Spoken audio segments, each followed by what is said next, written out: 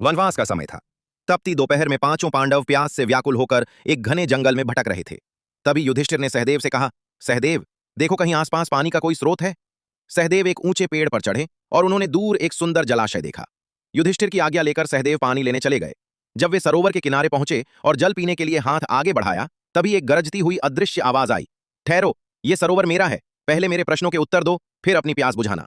सहदेव ने प्यास की व्याकुलता में उस आवाज को अनसुना कर दिया और जल पी लिया। जल गले से उतरते ही वे प्राणहीन होकर गिर पड़े।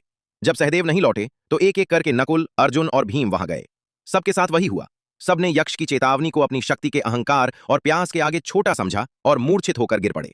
अंत में चिंतित युधिष्ठिर खुद वहां पहुंचे। अपने चारों शक्तिशाली भाइयों को मृत पड़ा देख वे शोक से भर गए, लेकिन उनकी बुद्धिमानी ने उन्हें शांत रखा। जैसे ही वे पानी की ओर बढ़े, वही यक्ष प्रकट हुआ।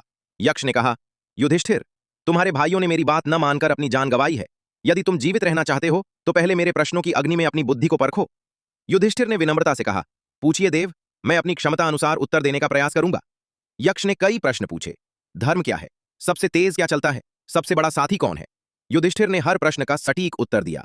अंत में यक्ष ने अपना सबसे गूढ़ प्रश्न पूछा, हे कुंती पुत्र, बताओ, इस संसार का सबसे बड़ा आश्चर्य क्या है? युधिष्ठिर शांत रहे। उनके चेहरे पर एक गंभीर मुस्कान आई और उन्होंने कहा, हे यक्षराज, इस संसार में हर दिन हर पल हमारी आंखों के सामने अनगिनत लोग मृत्यु की गोद में समा रहे हैं। हम खुद अपनों के शवों को श्मशान ले जाते हैं। ये सब साक्षात देखते हुए भी हर इंसान ये सोचता है कि मैं अभी नहीं मरूंगा या मैं अमर हूं।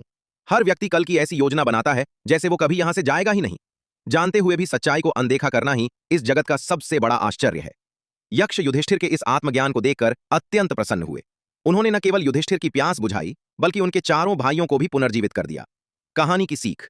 ये कहानी हमें सिखाती है कि हम अक्सर अनिवार्य मृत्यु को भूलकर अनावश्यक लालच और अहंकार के पीछे भागते हैं। जिस दिन इंसान ये स्वीकार कर लेता है कि उसका समय सीमित है, उसी दिन से वो सही मायने में धर्म और प्रेम के मार्ग पर चलना शुरू कर देता है।